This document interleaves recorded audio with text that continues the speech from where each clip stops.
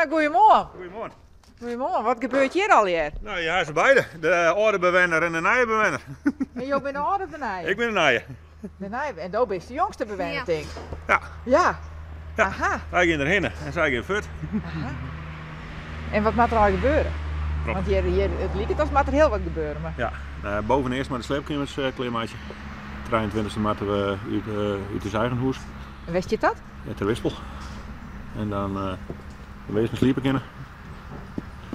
En dan, ja, dan moet het grus gewoon pakken. Het is, ja, het is hard, maar het is mooi. Hoe oud is het? Mijn vrouw had het weer omgekregen naar 1850. Toen is het bouwd. Mijn vrouw had ik een lijst met alle namen van alle mensen die erin wennen. Wie het bouwd had, wie hè. En dat had ze voor in Ljouwert, in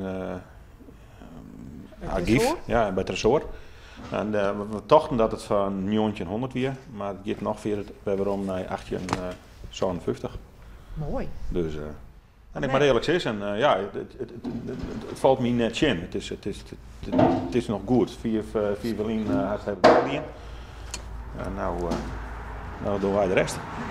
En die mama die reden jou zo, is dat de oude bewoner? Dat is de oude bewoner. Zullen we er even heen rennen? Dan rennen we daar even heen. Wie twee? Een meisje voor die. Nee, wordt er net op? Nee? Oh, dat is nou jammer. Ja, dat is jammer.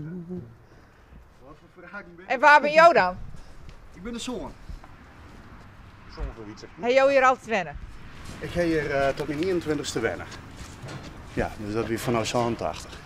Dus die ouderlijk hoes gaat nog voort. Mijn oude koers gaat voort, ja. Maar we hier nog lang oud aan, dus dat scheelt. Hoe bedoel je? Nou, ik zelf heel oud aan natuurlijk. En wie jou huid nog boer? Hier? Of?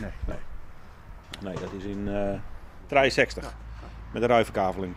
Toen is het dus eigenlijk boer ouder. Toen ben ze ermee stoppen. En de bioman had hele volle laan gekocht. En die had heel volle oornam. En ja, toen is het eigenlijk wempleerd worden. Een heel soort geluk hier. Het komt helemaal goed.